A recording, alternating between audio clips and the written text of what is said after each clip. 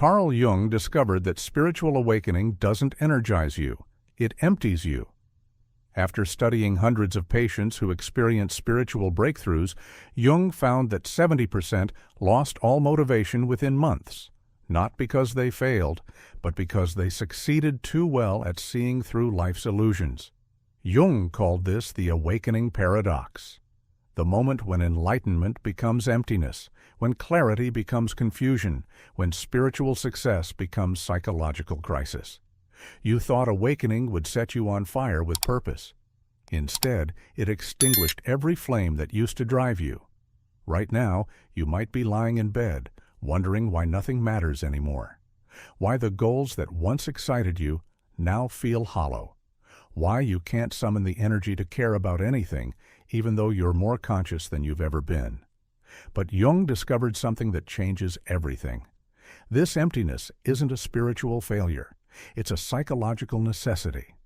And there's a specific process for transforming this void into the deepest source of authentic motivation you've ever experienced. Here's what's at stake: everything you thought you knew about motivation, purpose, and spiritual growth. You've been told that awakening leads to bliss, that consciousness brings clarity, that enlightenment ignites passion. But Jung discovered the opposite is true. The more you awaken, the more you realize that every goal you've been chasing was an illusion. Every motivation you've had was rooted in ego, fear, or social conditioning. Every dream you've pursued was someone else's definition of success projected onto your life. Jung found that spiritual awakening forces you into what he called the negrado, the blackening phase where your old self dies, but your new self hasn't been born yet.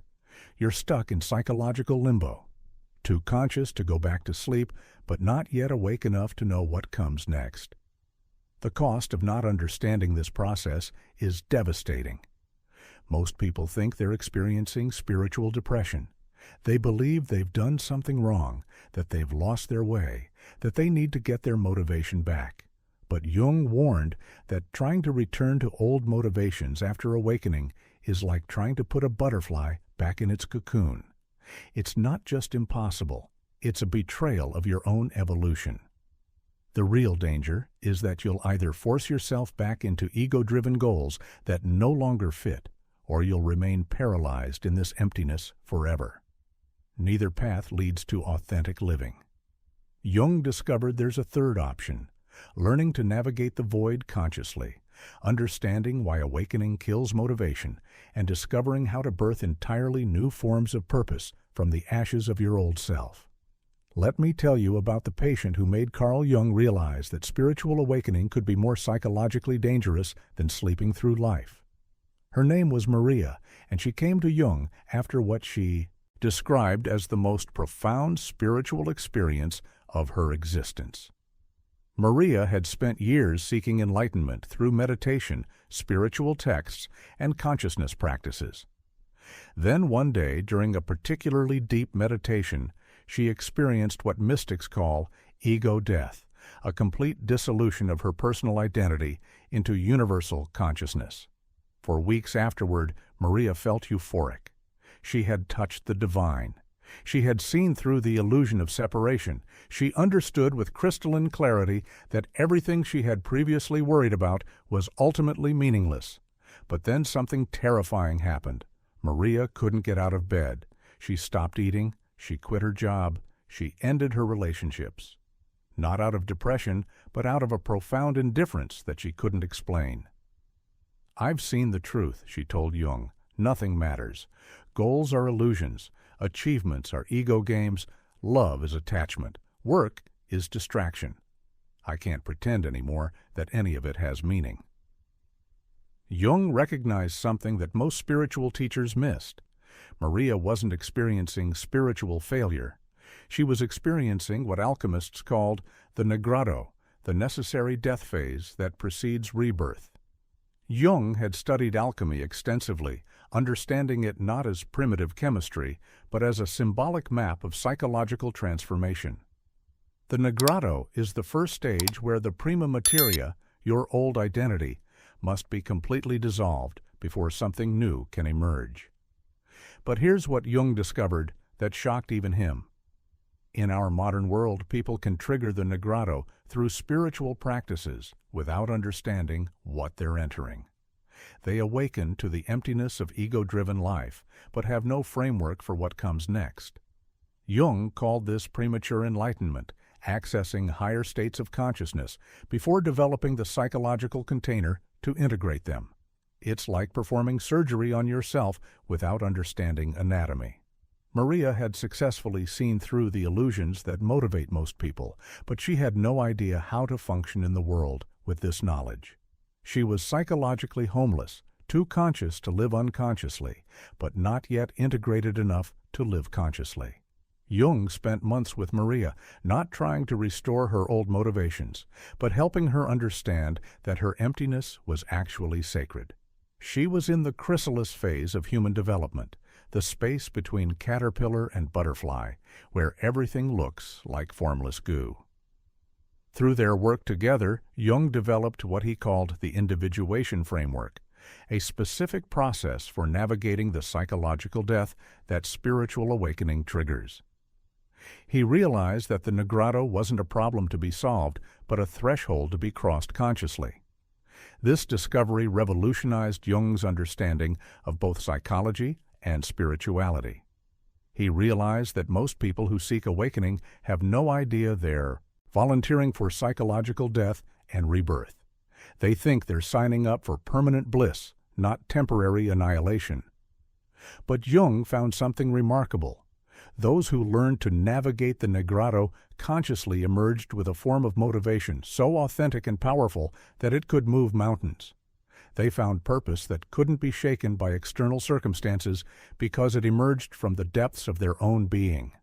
After working with hundreds of patients experiencing post-awakening emptiness, Carl Jung made a discovery that changed everything he thought he knew about human motivation. The very process that kills your ego-driven desires is the same process that births soul-driven purpose. Jung called this the individuation paradox.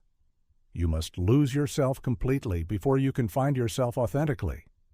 But here's where most people get stuck. They think losing motivation means they're doing something wrong, when actually it means they're doing something right.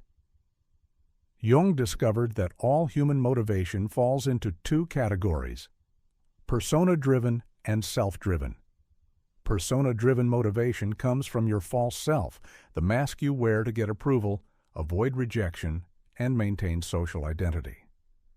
This includes career ambitions, relationship goals, achievement desires, and status pursuits.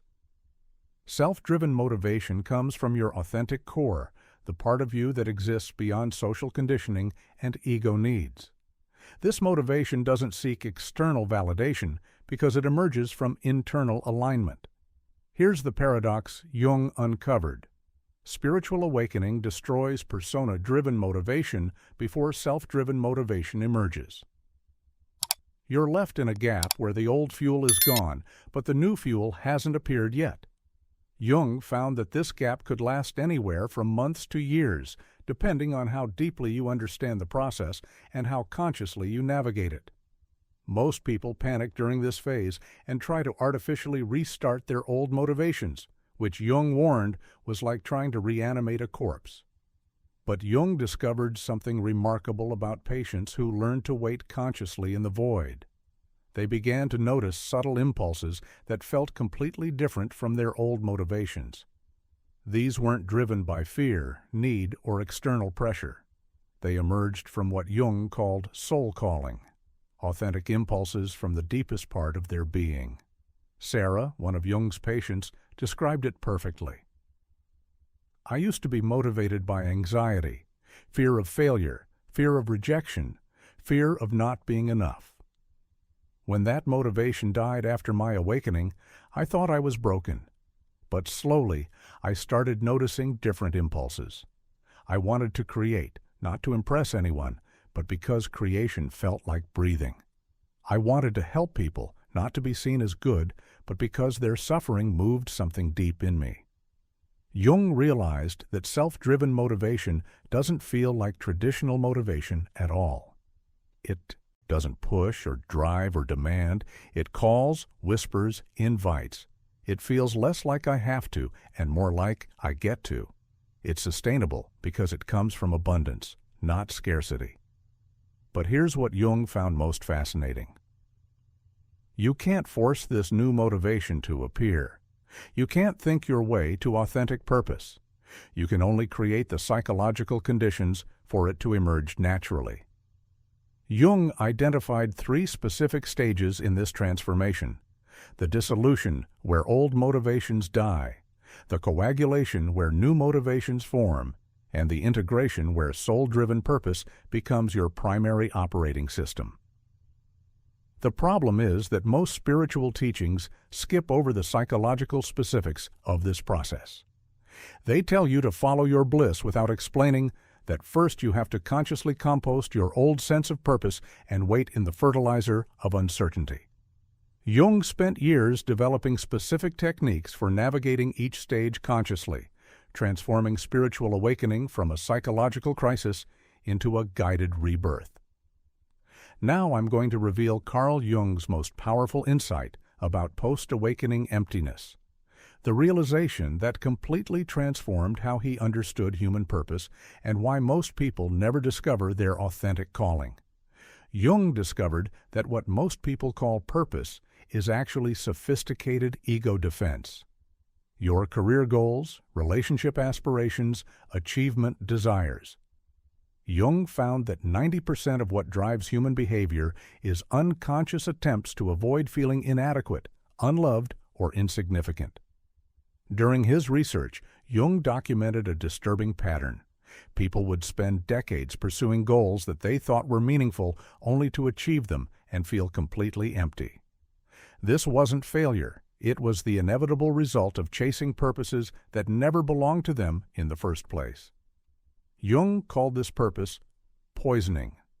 When you mistake ego-driven desires for soul-driven calling, you think you want success, recognition, or achievement. But what you actually want is to feel worthy, safe, or loved. The problem is that external accomplishments can never fill internal voids. This is why spiritual awakening kills motivation so effectively. When you see through the illusion of the separate self, you also see through the illusion that external achievements can create internal fulfillment. Every goal you've been chasing suddenly looks like a sophisticated form of self-deception. Jung worked with a patient named Thomas who perfectly illustrated this dynamic. Thomas had spent 15 years building a successful business, thinking he was motivated by entrepreneurial passion. But after a profound awakening experience, Thomas couldn't summon any interest in his company. "I built this business because I was terrified of being seen as a failure." Thomas told Jung, "Every late night, every sacrifice, every strategic decision was driven by the fear that I wasn't enough.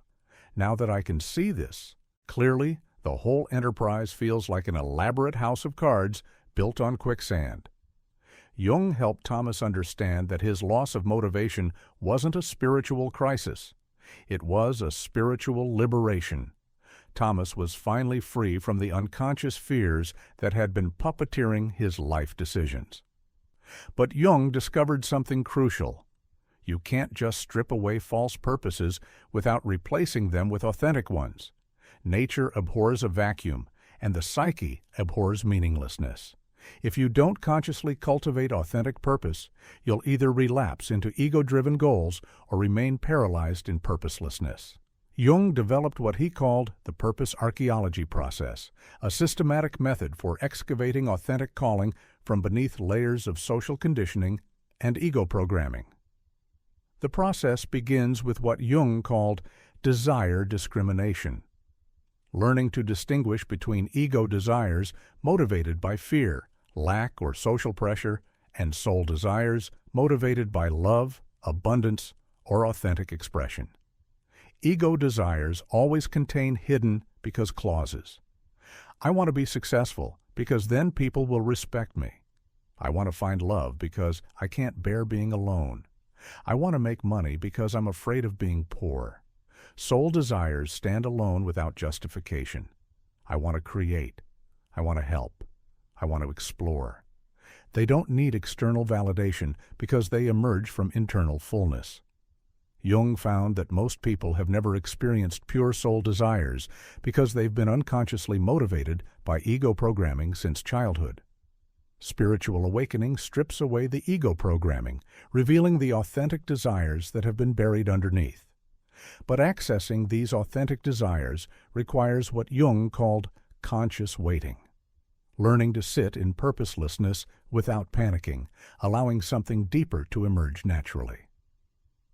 After years of research on post-awakening motivation loss, Carl Jung developed a precise three-stage framework for transforming spiritual emptiness into authentic purpose.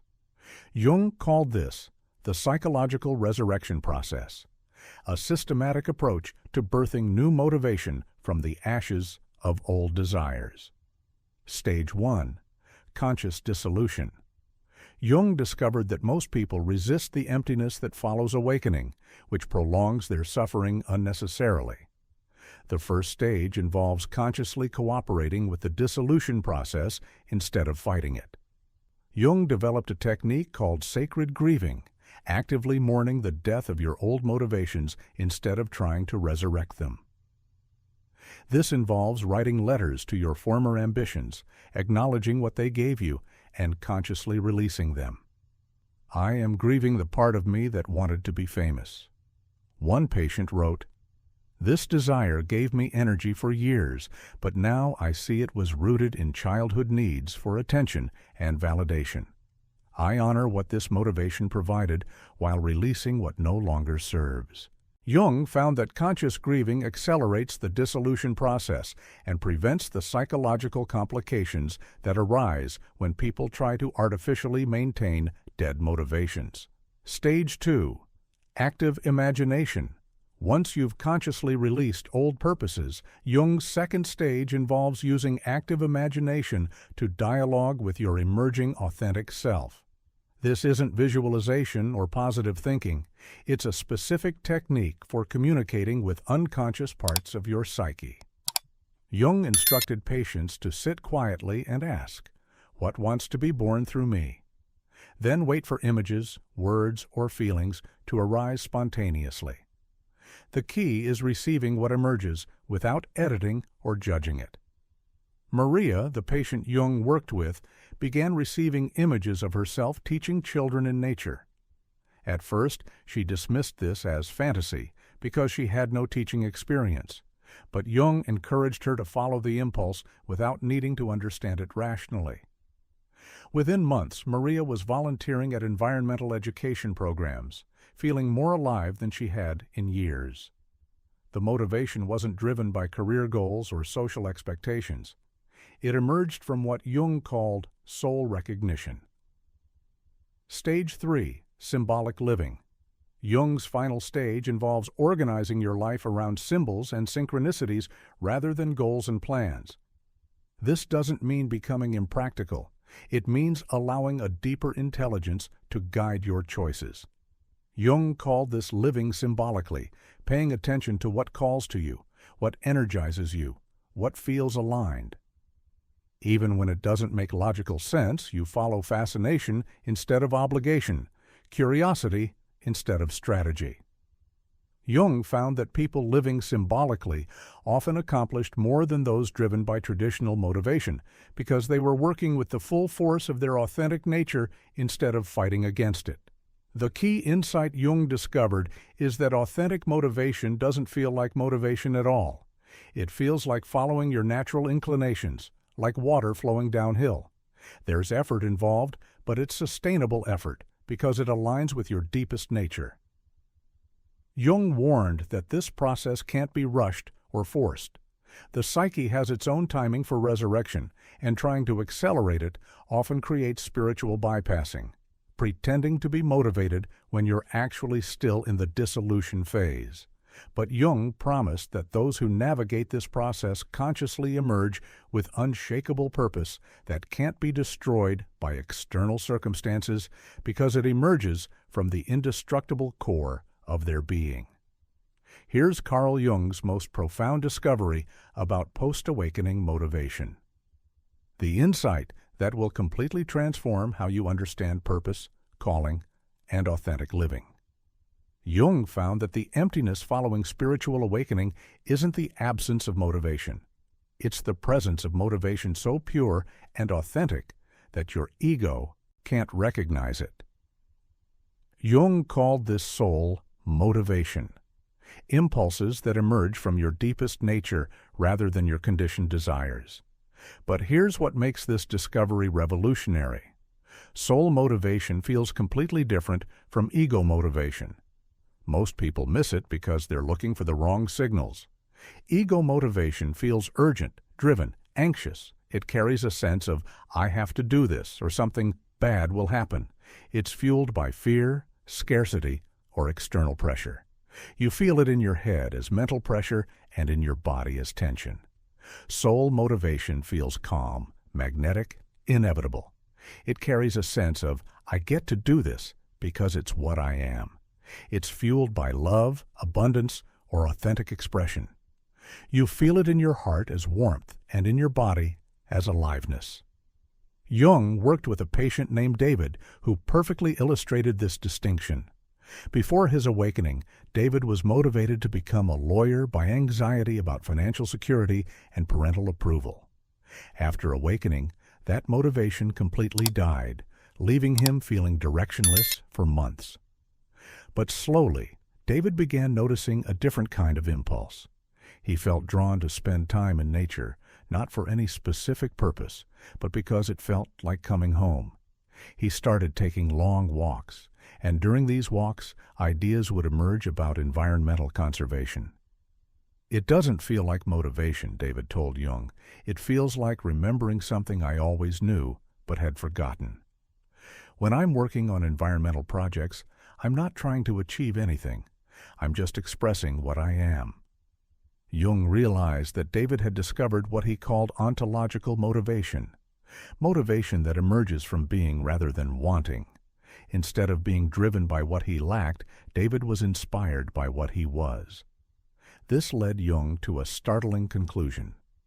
Most people never experience authentic motivation because they're too busy pursuing ego-driven goals to notice soul-driven impulses. The post-awakening emptiness isn't a crisis. It's an opportunity to finally hear the voice of your authentic self. But Jung discovered that soul motivation operates according to completely different principles than ego motivation. Soul motivation is seasonal. It comes in waves and cycles rather than being constantly available. Jung found that trying to force soul motivation leads to spiritual exhaustion. Soul motivation is collaborative. It works with life circumstances rather than trying to control them. Instead of pushing against resistance, it finds the path of least resistance. Soul motivation is mysterious. You often don't understand why you're called to something until after you follow the calling. Jung encouraged patients to trust the impulse before understanding the purpose. Soul motivation is sustainable because it emerges from your authentic nature. It doesn't deplete your energy. It generates energy. People living from soul motivation often feel energized by their work, rather than drained by it. Jung's breakthrough insight was that the transition from ego motivation to soul motivation requires what he called motivational fasting, a period where you consciously abstain from forcing any agenda while learning to sense subtler impulses. This is why the post-awakening emptiness is so crucial. It's your psyche's way of clearing space for authentic impulses to emerge. If you fill that space too quickly with new goals and plans, you miss the opportunity to discover what Jung called the life that wants to live through you. Jung found that people who learn to live from soul motivation often describe feeling like their life is living them rather than them living their life. They become conduits for something larger than their personal desires while remaining fully engaged with practical reality. The key is learning to trust impulses that feel good in your body, align with your values, and generate energy rather than depleting it, even when they don't make sense to your rational mind. After decades of research on post-awakening transformation, Carl Jung made a final discovery that revolutionized his understanding of human potential. When you learn to live from soul motivation, you don't just regain your drive. You access a form of purpose so powerful and sustainable that it transforms everything you touch. Jung called this incarnated purpose. When your authentic essence finds expression through your human life, this isn't about finding your passion or discovering your calling. It's about becoming a channel for something that wants to emerge through you into the world. Jung observed that people living from soul purpose share specific characteristics that distinguish them from those operating from ego motivation. They work from overflow, not depletion. Instead of pushing themselves to achieve goals, they allow their natural enthusiasm to carry them forward. Their work energizes them because it aligns with their deepest nature. They respond rather than initiate. Instead of forcing opportunities, they become highly sensitive to what life is offering them. They develop what Jung called synchronistic awareness, the ability to recognize meaningful coincidences as guidance. They serve something larger without losing themselves. Their work benefits others not through self-sacrifice, but through authentic expression. They've learned that serving their own soul purpose automatically serves the collective. Jung worked with a patient named Elena, who embodied this transformation perfectly. Before her awakening, Elena was a successful marketing executive driven by ambition and financial goals. After awakening, she lost all interest in corporate success and spent 2 years feeling completely unmotivated. But gradually, she began noticing impulses to create art, something she hadn't done since childhood. She started painting during weekends with no intention of showing or selling her work. The act of creation itself felt like breathing. Within a year, Elena's paintings began attracting attention. People said her art helped them process grief and trauma. Elena realized her sole purpose wasn't to be a professional artist. It was to create healing through beauty. "I'm not trying to build an art career," Elena told Jung. "I'm just following what wants to emerge through me. The impact happens naturally because I'm expressing something authentic." Jung discovered that this is how soul purpose operates.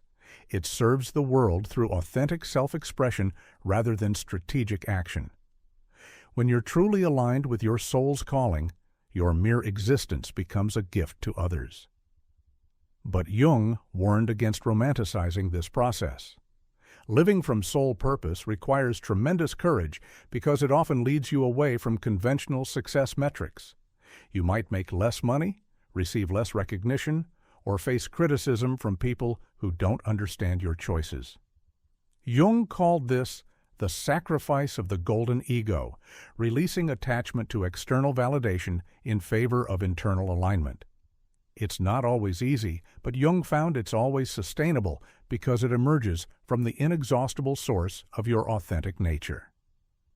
The ultimate goal isn't to find your purpose, but to become so aligned with your authentic self that purpose finds you. When this happens, Jung discovered, motivation becomes effortless because you're no longer swimming against the current of your own nature. You're not trying to motivate yourself to live authentically. You're allowing authentic living to motivate you. Here's Carl Jung's ultimate insight about post-awakening motivation. The emptiness you're experiencing isn't the absence of purpose. It's the presence of purpose so authentic that your ego can't recognize it. Your old motivations had to die because they were keeping you from discovering what Jung called the life that wants to live through you. The void you're in isn't empty. It's pregnant with possibilities that can only emerge when you stop trying to fill it with old patterns. Jung discovered that soul motivation doesn't feel like traditional motivation at all. It feels like following your natural inclinations, like water flowing downhill. It's sustainable because it comes from abundance, not scarcity. The awakening didn't kill your motivation. It killed your limitations. Your assignment is to practice what Jung called conscious waiting. Instead of trying to force new goals or resurrect old ambitions, spend time each day asking, "What wants to emerge through me?" Then listen without judgment to whatever arises. Remember, Jung discovered that authentic purpose can't be figured out. It can only be lived into. Trust that your soul knows what it's doing. Even when your mind doesn't understand the process, you're not broken for losing motivation after awakening. You're being prepared for motivation so authentic and powerful that it will transform not just your life, but everyone your life touches. Write in the comments, "I trust the process." Let's build a community of people who understand that spiritual emptiness is often spiritual pregnancy. Something beautiful is being born. If you're ready to explore more of Jung's insights about authentic living, check out my video on Carl Jung's warning, the final dirty trick narcissists use, where I reveal a terrifying truth about narcissistic manipulation that could save your psychological freedom. Thank you for watching. See you in the next dimension.